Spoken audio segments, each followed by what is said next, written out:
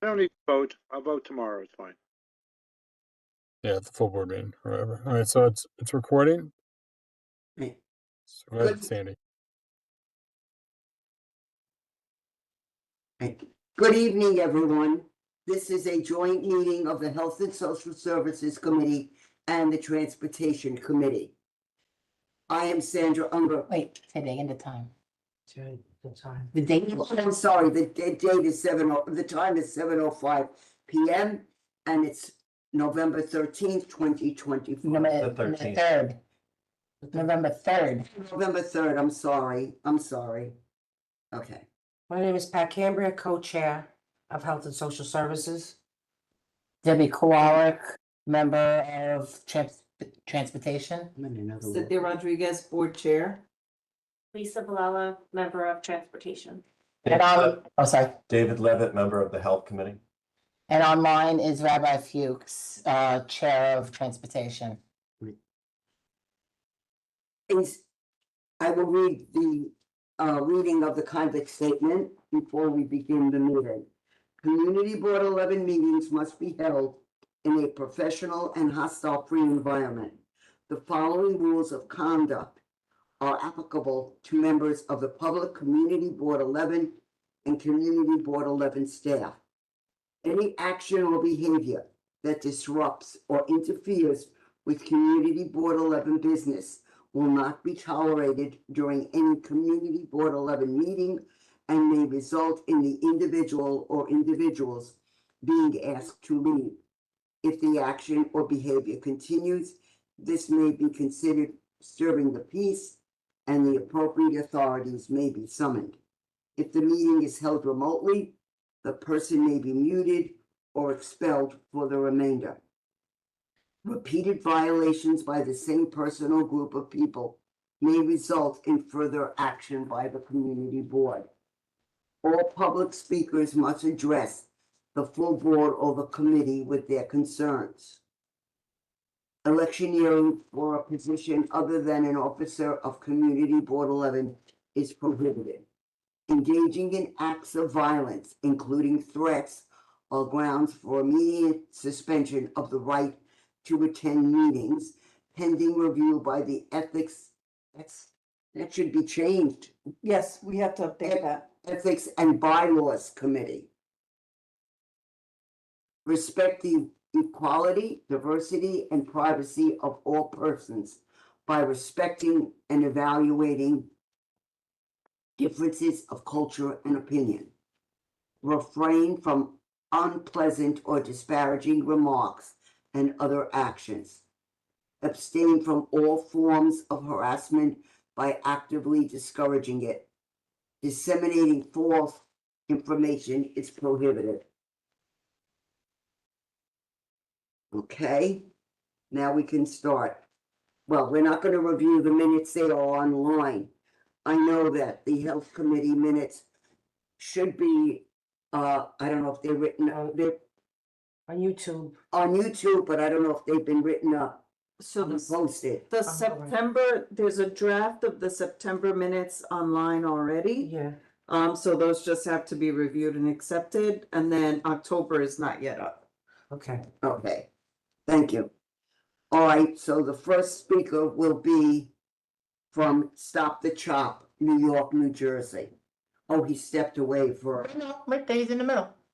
Okay, I'm sorry, okay, I'm sorry. You were one place and now another. Go right ahead. Okay, can you hear me? Yes. Great, thank you for having me.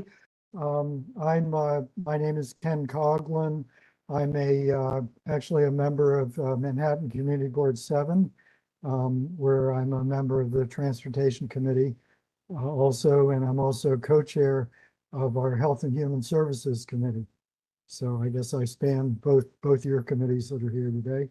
But I'm today not representing the community board, but I'm here on behalf of Stop the Chop, which is an organization which is seeking to ban non-essential helicopters from the skies of the New York metropolitan area. I have a PowerPoint which I could present, and run through it fairly quickly, or if you want, I could just talk. It's up to you. It's your choice. Okay, well, if you can share screen, I can try to do the PowerPoint. All you have to do is hit the share button on the, you should be able to just hit the share button on the bottom of the screen there. Okay, That should allow you to share,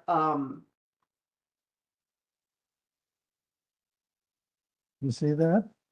Yes, Yes. Right.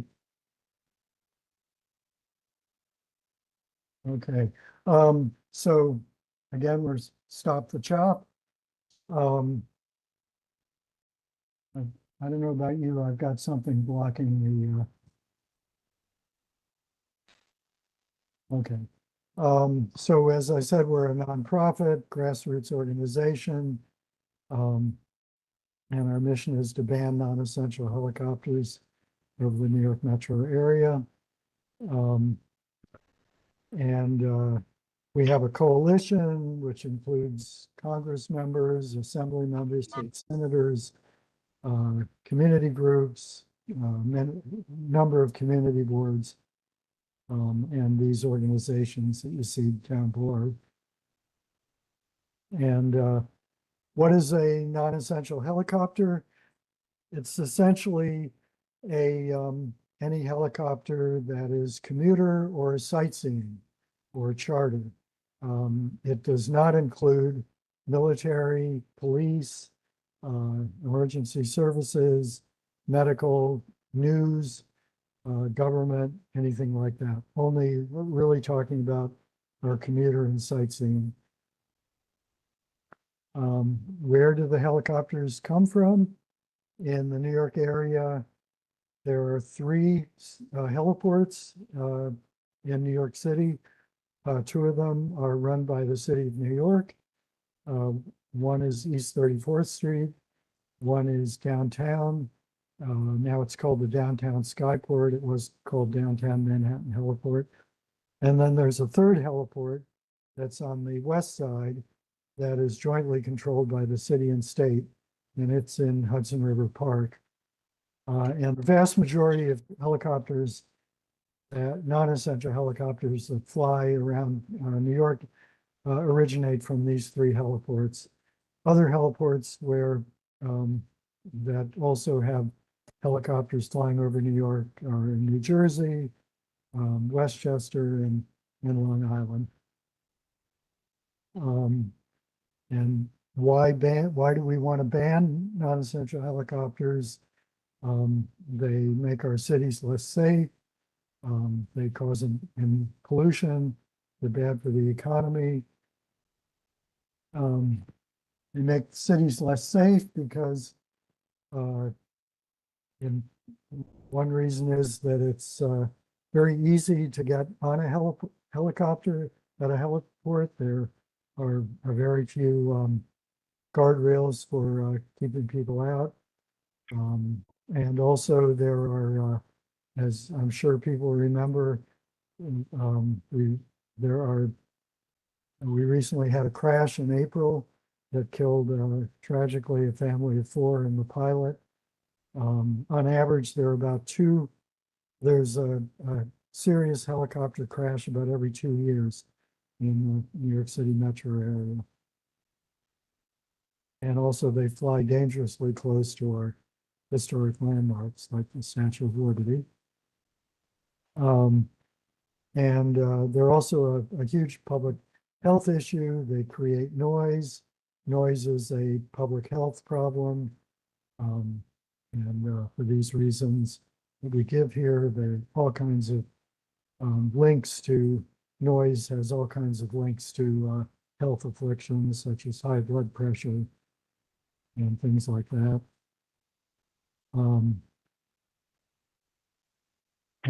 They are also a public health risk because of their emissions. Some helicopters are still run on leaded fuel, which is particularly dangerous, but they also contribute to climate change, and they affect, they add to the pollution and the particulate matter in the atmosphere. And this is a quote from Surgeon General. Hello? Yes, I'm still here. Look, I'm ready when you're. We already talked about the environmental pollution. They can take up to 88 gallons of gas per hour, which is a lot more than a car, obviously. And I'm going to skip through this one. It's kind of a detailed slide on environmental pollution, but I could go back to it if you want. They're also bad for the economy. They disrupt business. They reduce real estate values, and they also force the city and the state to spend money on medical services and such. Will crash. Now I'm just going to run through some of the bills that have either passed recently or are pending in the state legislatures. The city, the state, and the federal legislatures. This is a bill that we recently got through the city council a few months ago, and it was sponsored by one of your Bronx council members, Amanda Farias, and it would, starting in 2029, would ban from the New York City heliports, the two city-run heliports, the noisiest of the helicopters. It's sort of unknown how many helicopters this is actually going to affect, but the industry is so concerned about it that they're now suing the city over this. It's now a law, and they're suing to overturn the law. There also is federal legislation that would ban all non-essential helicopters within a 20-mile radius of the Statue of Liberty. And this would be sort of the ultimate solution because it would take care of helicopters coming from New Jersey as well as New York City. But given our current political climate, well, we can't even reopen the government. I'd say the odds right now are pretty long for this. We have a couple of bills in the state legislature. One just passed that would move the west side heliport starting in 2026 out of the park and probably onto a barge in the Hudson River, which would take it at least a little ways out of the park. And then we have another bill pending in the Assembly and the Senate that would impose a noise tax on non-essential helicopter flights. And then there's a third bill that would ban sightseeing tours out of municipally run heliports in New York City. And then we have our community board resolutions, which is why I'm here today. Community Board 7, which I'm on, passed a resolution endorsing all the bills that I just went through. So that's what we're asking you to do, or you could pass a resolution just generally calling for a ban on non-essential helicopters, as opposed to endorse and expressing your support for the various bills. So I can stop sharing now.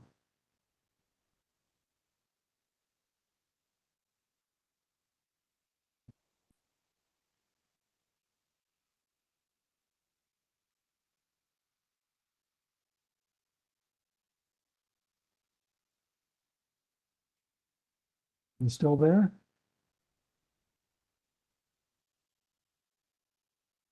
Oh, we, Sorry, we forgot, we muted in here. Can you go back one screen?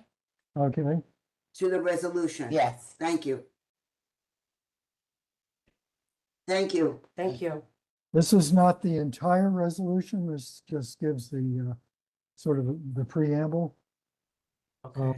But I did send Jeremy the full resolution, or we did. Okay. Oh, thank you, Okay. yeah. That's what we were aiming to get. Okay. Um,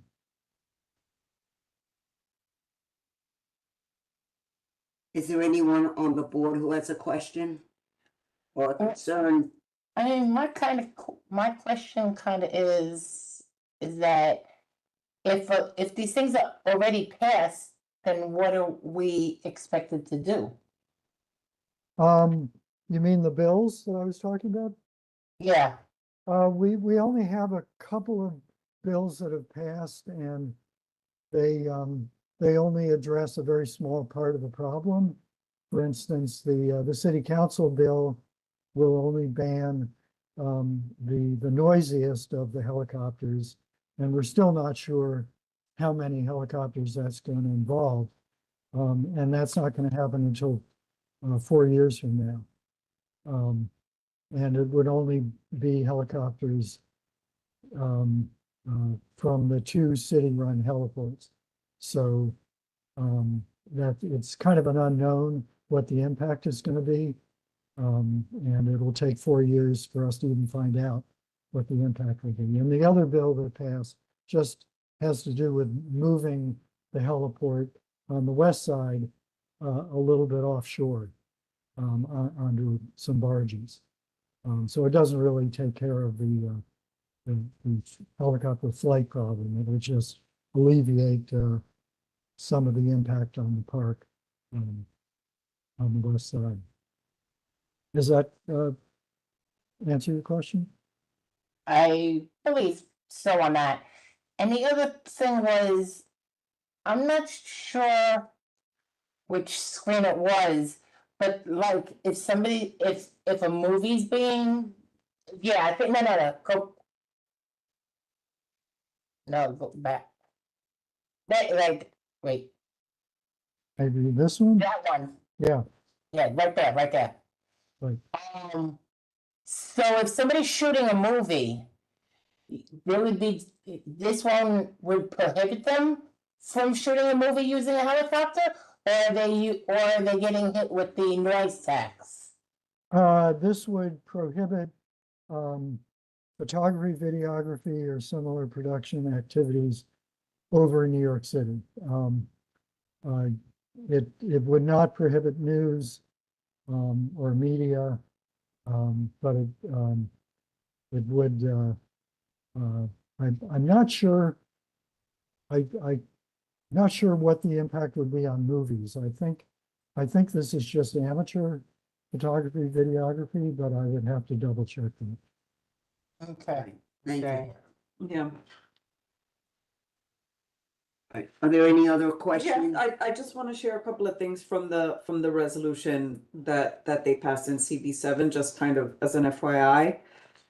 Since 2000, a non-essential helicopter has crashed on average every 2 years in the New York City area.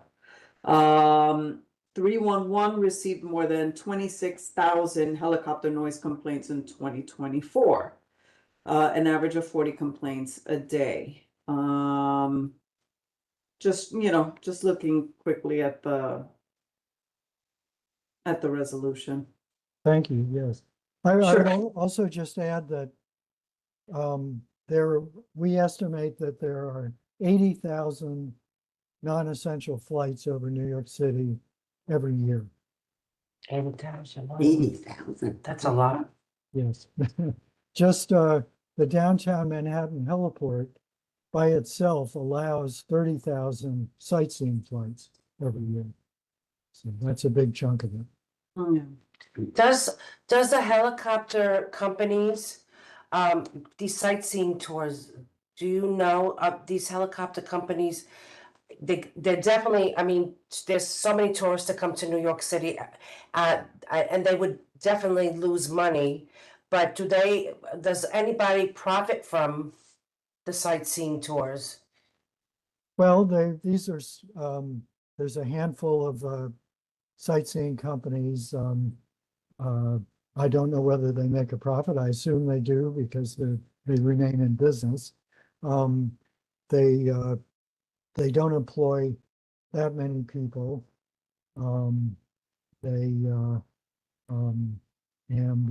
The one that where the family crashed, where the helicopter crashed, killing the family of four and the pilot, Mhm.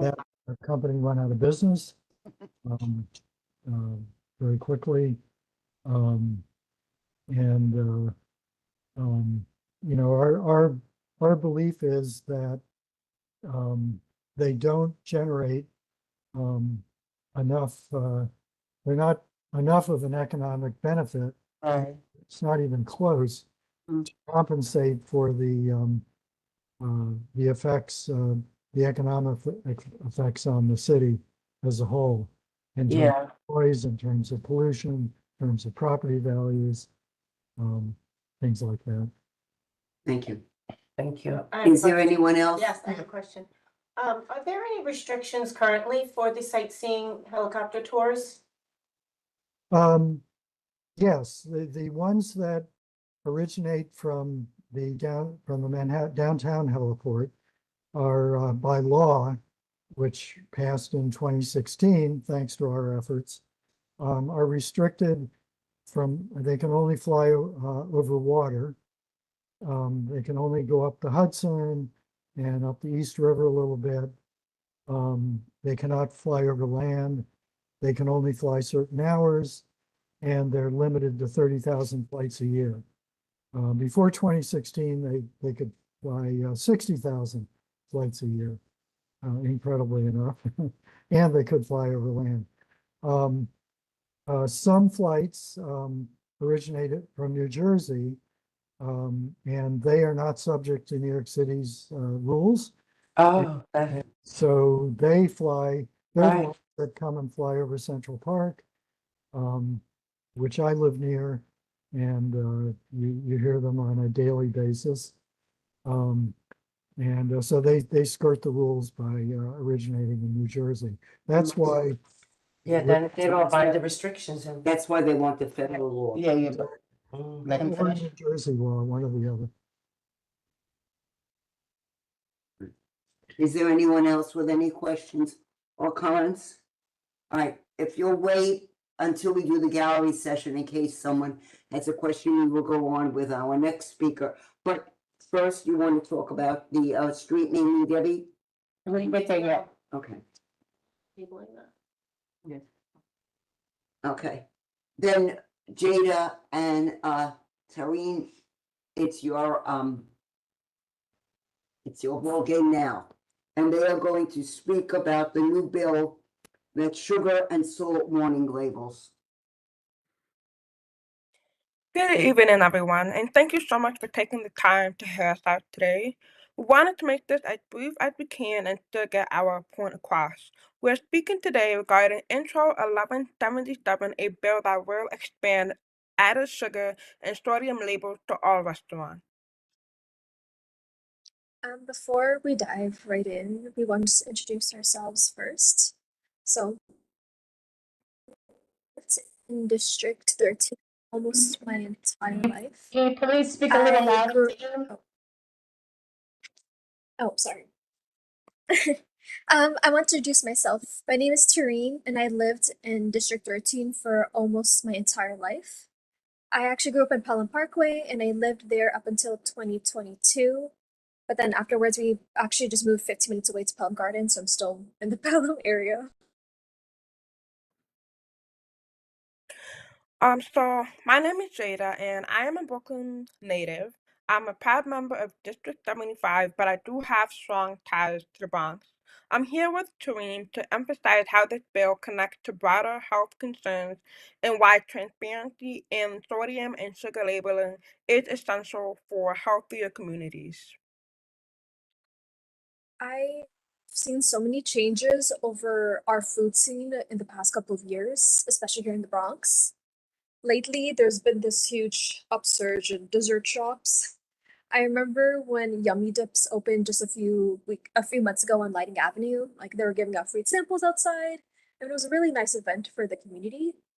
However, with that being said, we have to learn how to adapt to these changes too, because it's so easy to go overboard with added sugar and sodium even without us realizing it. So, for example, just one can of soda can have around 40 grams of sugar, which is already higher than the recommended 25 to 30 grams for the whole day. And the same goes for food. Like our Talbot trucks, for instance, they're delicious for a reason. That's because all the all the salt that goes into them. So that's why I think it's so important that all restaurants include a warning label, because whether it's a small shop or a chain, they're going to sell similar drinks and meals, and nutrition can really vary by cuisine as well. So, from a public health perspective, reducing sodium and sugar consumption is one of the most effective ways to prevent chronic diseases like hypertension, heart disease, diabetes, conditions that are especially prevalent in urban communities. According to the CDC, over 70% of sodium intake in the United States come from packaged and restaurant foods. When people have clear labeling, they can make informed dietary choices, ultimately reducing health disparities. There's also scientific evidence supporting this approach. A 2024 study by Falb and colleagues titled Online Randomized Controlled Trial on Icon Added Sugar Warning Labels for Restaurant Menus found that when menus highlighted added sugars, participants were significantly less likely to choose high sugar options. Those who saw the warning labels also judged sugary meals as less nutritious and were more inclined to choose lower sugar alternatives. These findings show that clear labeling can be an effective public health strategy for reducing sugars and sodium intake while encouraging healthier dietary habits. Right, there's several ways that we can take action right now. So right as of this moment, the bill is being reviewed by the Committee on Health, and it's that Christine Marmorato she's a member of that committee. So she can play a role not only as a council member, but also a committee member. A quick call to the office to support the bill can help to get the point across. Also of note, tomorrow is the last day to vote, so I urge everyone, if you haven't already, to go cast your votes while you can, so we can put people in office that truly represent us.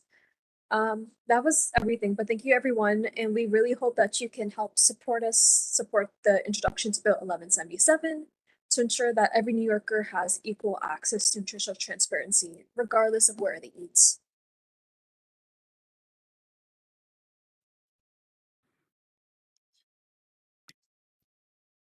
Thank you. Thank you. You both finished? Thank you. No, Sorry. Are there any questions from the committee?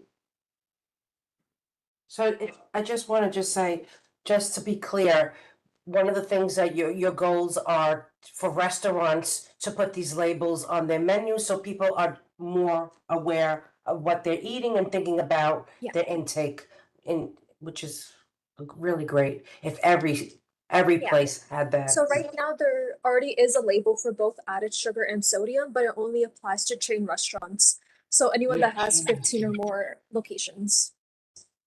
So we want to expand that to all restaurants. Okay, to all restaurants. So we're saying not only fast food or big restaurant chains, you even want the little bodegas and whatever to have it on your menus, correct?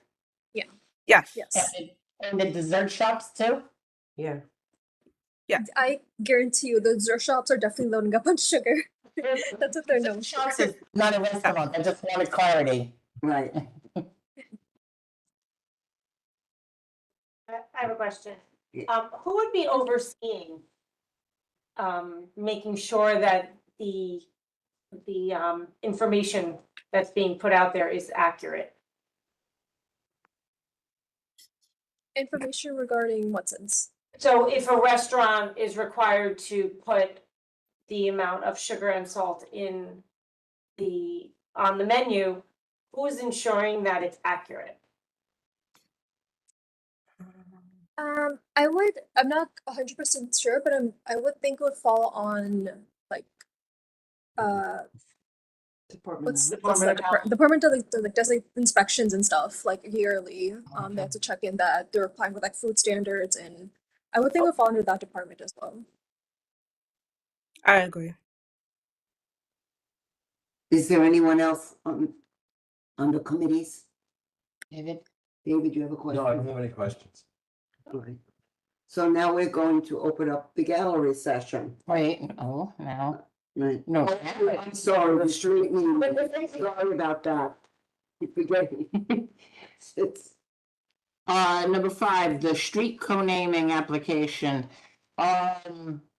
Upon review of the petition, I spoke with the gentleman in question that's putting forth the application, and certain things, the petition was not. incomplete. It was incomplete, thank you, thank you. The application was incomplete. And so it's gonna be currently tabled for now. Like I said, I spoke with the gentleman in question and he understands now what needs to be done and why it's being tabled currently. Okay, now to the gallery session. Alright, we have someone in the gallery here who signed in, and that's Gabriel, and he will speak. And then Kay, you will be able to speak after. Alright, go ahead, Gabriel. You could move over here or wherever. Okay, what do it's like name, where I live, or? But just say who you are, what, what's your. Your name? Yeah, Mm. okay, my name is Gabriel Zainoun. I work as a substitute teacher and I live at Einstein with my girlfriend's MD PhD student there. Basically, I'm just here to talk about bike lanes in the community. It's extremely dangerous for bikes. That's the primary way I get around, and me and my girlfriend ride together on my bike. It's much cheaper than public transit and all that. It's really fast. It's convenient parking everywhere, right? But we shouldn't have to put our lives at risk like this. Like I just biked my girlfriend to Pelham Parkway from Einstein because it's like either like half-mile walk, right, or I can get her there in a couple of minutes on the bike. So I drove there and it's just like crazy out there. It's like I shouldn't have to put my life at risk like that. Like you got like nobody, you have to be crazy to go out there to do this. And like I honestly don't really want to. Can you give like an example? Yeah, I mean, like when you're riding, for example, there's cars parked on Eastchester, and then you're riding in 2 lanes, but then people are double parked. Yeah. Right. So double park. And so the double parked car, the problem is because driving is the only safe way to get around. There's so Yeah. much demand for parking, Yes. but if we could curtail the demand for parking, for car parking by just having it safe to bike, because it uses way less space to park a bike, and I can put groceries in it. If you have an electric bike, it's much easier. You put like I have a car in the front. But yeah, the cars are double parts, and the other thing is here on the bike lane, the unprotected bike lane here is just like useless. Like it's literally like we have to accept that it's not a bike lane. It's a place for people to park their cars. Yeah. It's not a bike lane. And so it's just putting our lives at risk. And so what happens is like I'm willing to take the risk on the road, but like some kids, right? They ride Lime scooters and stuff. These are amazing for our community, amazing. But the thing is, they're put in conflict with people on the sidewalks because it's not safe for like a 14-year-old or anybody to ride in the middle of the road or in the unprotected bike lane, right? Yeah. Like you don't expect your kids, you would never want your kids to ride in the unprotected bike lane, right? My mom tells me all the time, she doesn't want me to, she wants me to car really bad. And so because of that, then they have to go on the sidewalks. We need to protect the bike lane also on Morris Park. It's the heart of our community. It's super filled with cars unnecessarily. We were talking about pollution and all that stuff, right? Yes, helicopters might use 88 gallon per hour or whatever, but cars, the number of cars is like unreal. Like people are going by, people will speed. People are driving these boats and cars are like 10,000 pounds. I've seen them go like 40 miles an hour there, and then like, Time. 2 minutes or done? It's almost, Yeah, no, it's time's up. Okay. time's up. Okay, Alright, I have a question. You talk about protected bike lanes. yeah, I have family that ride bikes, but Yeah. they, in Manhattan, you have like 2 car lanes, but in the middle is the bike lane between the 2 places for cars to park. That's how they protect the bike lane. yeah, well, you mean like the sidewalk bike? Not, the sidewalk may have What's a parking, protected bike lane? Yeah. yeah. Oh, okay. Protected bike lane is where instead of imagine you just where the cars are parked, Yeah. that lane is the bike lane, and then the cars park inside. What- So basically Bronx Yeah. Avenue. So the cars. Yes, like Bronxdale, yeah, but that, but like there are sections of Bronxdale that are like too narrow. But Yeah. like something like that, but where they're like Are decently you wide talking parking about the space. just lines or the actual barriers between the bikes and the Well, cars? for now, just lines that are like where you put the cars. But you want them to be wider and closer to the curb. Yeah, well, yeah, I want them, yeah, because but the thing is here, like we're tight for space, but instead of having two unprotected bike lanes, it'd be better to have it on one side and just have one bike lane, because this way, people, when there's not as many people. But bikes are required to follow the vehicle and traffic law. Correct. If you put the bike lane on one side of the road, you'd have bikes going against traffic. Yeah, have you ever been to like First Ave on in Manhattan, where it's like it's a one way, but then They have the hours. Yes. Yeah. Yeah. there's another one, So- I think so on you're First saying Ave going into that Manhattan. On First Avenue, they have a bike lane Yeah. like that where people go in both directions and it's. Yes, Yes. yeah. Yeah, that's what I was, yeah, that's. Yeah, it's like a bikeway that you would see, right? But it's on one side of the road. This way, it's like even if you think, oh, there's not gonna be enough demand, right? At least if it's wider, it's way safer, right? So when like even if there's less demand, like sometimes there's less people, okay, then now you get more space. But if not, there's more traffic you can flow through. And then this way, more people will do it, because I don't expect anybody here to go out and risk your lives to do this. Right. Also, First Avenue's wider than these roads here. Yeah, it's the same amount of space though. It's I'm Yeah. just saying you add those two on bike roads together. Also, I noticed that in some places in Manhattan, on the bike lanes themselves, there is a light for the bikes. Yes, well, that's a whole we Yeah. my We have to yeah, round to that. Yeah, that's like 10 step. This is my first. I want that because yes, and Yeah. then people are like conflicted, like left turning So cars. what specifically are you asking for? I've heard that there's a proposition for Eastchester Road to get a protected bike lane. I'm not sure if it's true, but I want to get that done. They're trying to do it, but I don't. Okay, and I want to propose a protected bike lane on Morris Park Ave. And here's the key. Morris Park Ave goes down to Tremont, right? Yeah. But then a little further down is the Bronx River Greenway. So Mhm. and that connects all the way Yeah. to Manhattan through like Bruckner, under Bruckner connects to that protected, right? Protected in the Greenway. It gets you all the way to Randall's Island, gets you all the way to like, Manhattan and Queens. So the thing is, like this weekend, I was like, okay, I want to really go on a ride. And I did, but I'm kind of risking my life on this section. Yeah. I'm like holding my breath, like, please don't die, please don't die, please don't die. Oh, wow.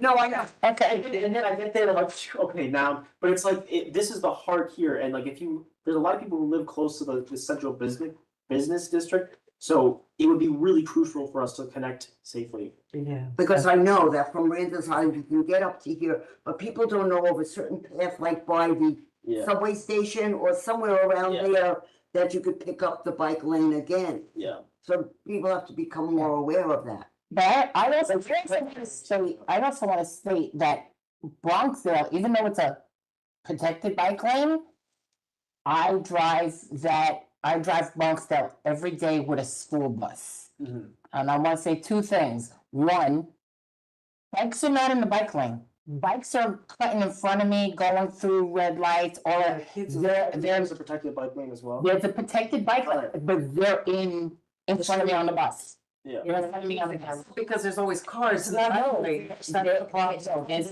areas- Sometimes there's If I could film it while I was driving the school bus. But Gabriel I'd is do it. responsible But yeah. for that.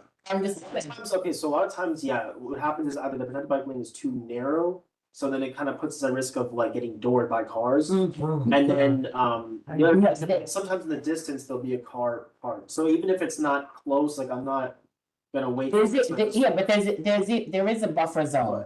But, There is a buffer zone on Bronxville. yeah, But also because of the school, it also makes a lot of traffic that yeah. now nobody can go around anything. I understand, because I've worked at a school there, and the thing is here, there's no school, there's no place where the buses are like, there are bus stops, but yeah, you'll have to like work around that and like get what's it called? You'll have to do design, but I want to propose that because it can be done with the bus stop. Okay. Anyone else? Okay, Because my son lives in Long Island City. He's come from Long Island City to the Bronx. Sandy. Okay. Kay, Okay, Kay, hold on. Hi, can you hear me? yeah, Yes. I'm not even going to comment on this young man because anyone that's lived here or in New York and in the Bronx for, I'm going on 70 in a few years, it is completely unrealistic.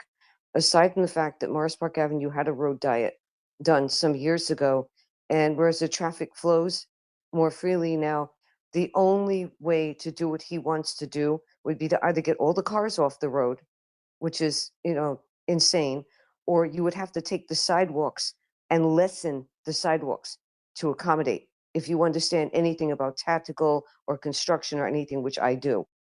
Next, the gentleman from Community Board 7 with his proposals on the helicopters.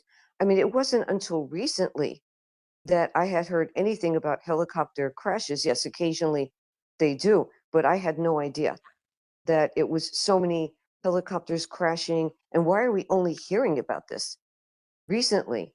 And as far as the 311 calls are concerned, most of the complaints are coming from New Jersey, what they call the Gold Coast there, that part of New Jersey going up, like Weehawken, Hoboken, and all those territories there.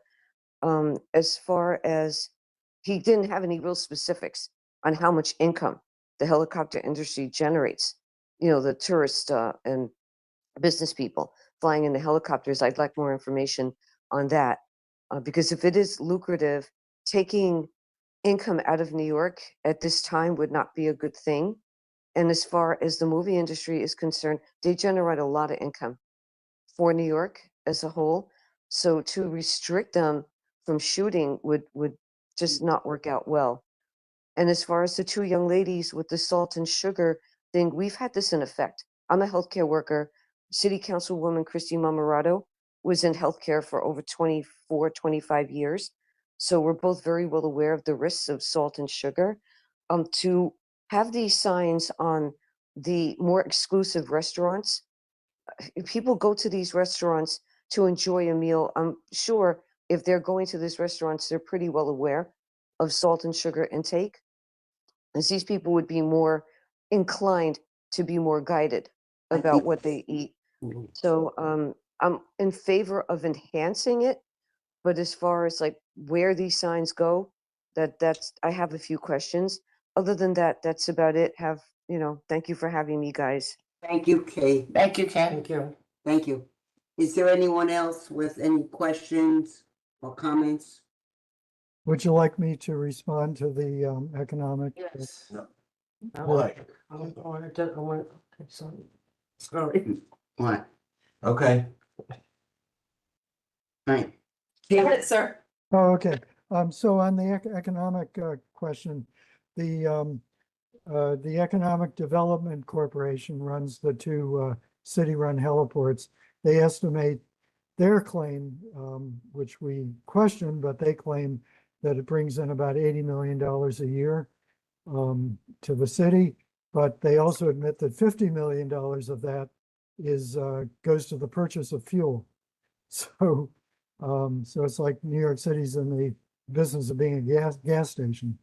So the other 30 million, if you believe their figures, is just a minute part of the New York City's $110 billion budget. It's just nothing. And nobody's talking about banning movie production over the city. So, and in terms of the crashes, I don't know why Ms. Cordona hasn't heard of the other ones, but in 2019, 5 people drowned in the East River when the helicopter went down and they couldn't get their seatbelts off and they all drowned. So there was just the biggest liability settlement in the history of the helicopter industry, $120 million resulting from that crash. Thank you for that information. Are we ready to vote on the Off the top. off the shop resolution? Right. Debbie, you wanna question it, put it in motion, cause it's your, I thought it was yours. well, it's both, but, I make a motion that we make a motion to, that we write a resolution along the lines of Community Board 7 to, help stop the choppers from going around. With, whatever. We're gonna need the exact wording to Right. get it before the full board, right, Cynthia? Right. Well, Jeremy evidently has it. I have no problem voting on it that way as long as the two co-chairs will agree to work on it and get it to Jeremy, because we don't want to cause any delay. I'm sorry. I have one more question, for the gentleman. I know we had talked a little bit about like movies and things like that, and you said you weren't sure. Would you be able to get us that information? Yeah, Is it going to restrict, say, a movie being made? Where it would just be like a specific amount of time, they do it and then they leave, as opposed to more of like a just for tourists? yeah, the only question I had was this one, bill in the state legislature that would ban sightseeing tours, and that's the only one where I have a question about whether it affects movie making or not. And I could certainly check on that, or you could just leave that bill out of your resolution. No, I Yeah. think the sightseeing is not safe. I think, I do agree with that. But my concern is that if there are movie companies Right, they're bringing revenue to that the need city. to do it for a specific amount of time, say, 1 week where they're gonna be using the helicopters, that I would want more information about. If they're restricting that completely, that might be a problem. Okay, your full board is tomorrow? You're talking about, No, the No. full board, Until the end of the month. no, oh, no. the end of the month, okay, so. Third Thursday this month. 20th, November 20th. November 20th. I can certainly get you that information in a couple of days. Thank you. Thank you. Thank you.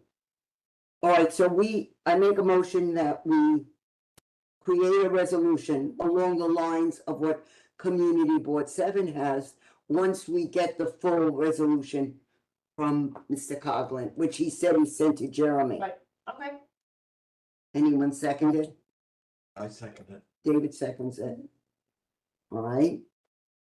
Are there any? We had a discussion. Yeah, it's a call, we didn't have a well, we kind of. That's why it's not discussion. Right, so, All right, so. Any against?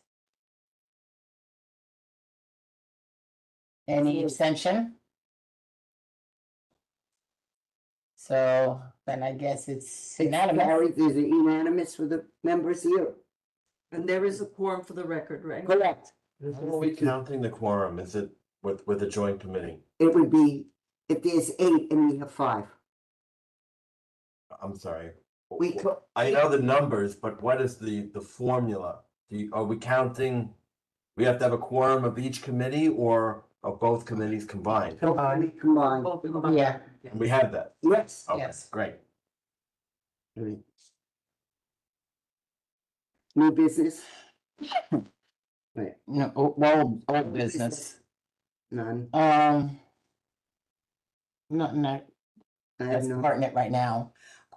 I'm just concerned, I'm just Yeah. thinking about setting up the health fair, but Yeah, we'll work on that. and the new business, none? No. Yes. Yeah. And I don't know if it's this committee transportation or if it's parks. But since you're here, Debbie, you might be able to. I will try. On a separate, just very quickly before I bring up my old business, Sandy, is it possible, who is the person that would be our contact for the Bronx, the space, the Bronx Wellness Center? Is that Dr. Boudreau? Yes, yes, Can you give me or Jeremy his number? I just want to see if maybe that's a possible place to have a future board meeting. Is that, that's a Bronx State? yeah, Yeah, I love, maybe we. I can know. put it- So, I got an email regarding the Marshalloo Pelham Greenway. Trying to cross at Marshalloo into Bronx Park and out toward Pelham is almost impossible, especially for anyone on wheels. With the increased use and new bike lanes, repairs are needed now more than ever. This stretch of Greenway and Parkway, named after local preservationist and icon Dr. Theodore Kazimierov, deserves better care. Put some respect on the New Parks Act of 1888, which created the scenic route. Anyway, long story short, apparently part of it runs through Community Board 11, and the suggestion is for 7, 11, and 12 to try to have some sort of cross collaboration for maintenance and maybe some repairs to that little stretch. So do you know if that would fall under transportation or parks? You're saying Marshalloo? Hold on. Talk to you in the car.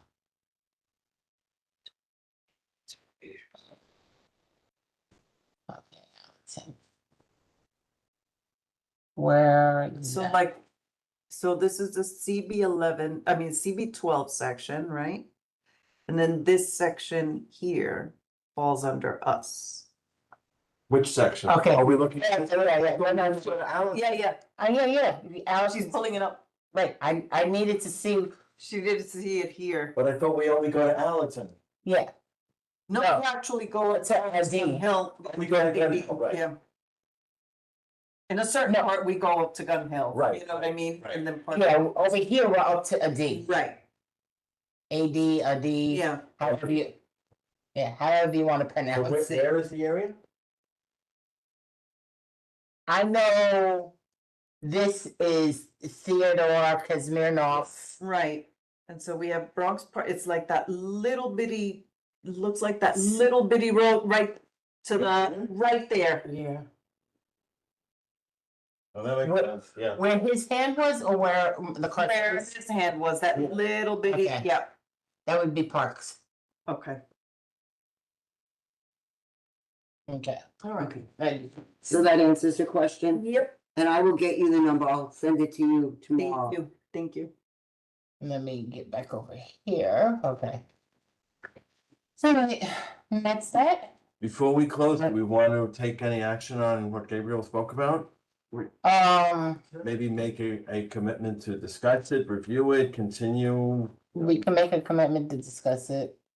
Can I say something? Well, cause. I can't recognize you, I'm not running. Okay, Gabriel. Okay, she had mentioned Morris Park, but I'd also mentioned Eastchester. I just want to put that out there, like. I heard, If if that has space for it, I Okay. appreciate that. So if I might, this is a joint meeting of the Health Committee and the Transportation Committee, but it sounds like you should continue to follow the Transportation Committee because this is really within their area. Yeah, I mean, it's both because the. You could always to us on the Health Committee, but I would think primarily it's transportation. Yeah. Okay. Okay. Gabriel, if you can you send me or Jeremy or both of us, just send us a quick email saying, hey, I spoke about this or that, these were my concerns, and just so that we can have it in Yeah. email, we can follow up. Yeah, that'd be, Okay. thank you. There's also an opportunity for the public to speak at the full board meetings. Are you aware of that? I did not, I thought it was only the transportation. No, you can do it in the gallery You could do it- section. We're a committee of the full board. Okay, yeah, right. So the full board meets once a month, and this month it'll be November 20th. Where are we? At Lubin Hall, at Einstein. At Einstein, so, Perfect. and so you can come there and register, or you can register in advance. Yep. You don't have to. If you want. Yes, because the people. This way you'll know you'll get a spot. Yeah, Yeah. okay, so how do I go about doing all You that? go on the website to go, you fill out the form to Yep. register in advance. And there are two meetings. There's a meeting at 6:45, but this would be, would this, Cynthia, does this come under the public hearing or the full board meeting? I mean, usually the public hearing is pretty open, so if you wanna bring it up there, that's, that's fine too. Or just sign up for the gallery or sign up for both, and if you can Yeah. get your wife to sign up as Yeah, well. you could bring some people to back you. Thank you. Yeah, Definitely bring it. So this is our We- main we wanna website, limit right, each one. Bronx Community Board. Okay, Are we concluded? Yeah, what is the time? Yes, it is now. It's 7:59 and the meeting is concluded. Thank you all. Good Good night, everybody. Hand raised, that's Oh, somebody has their hand raised?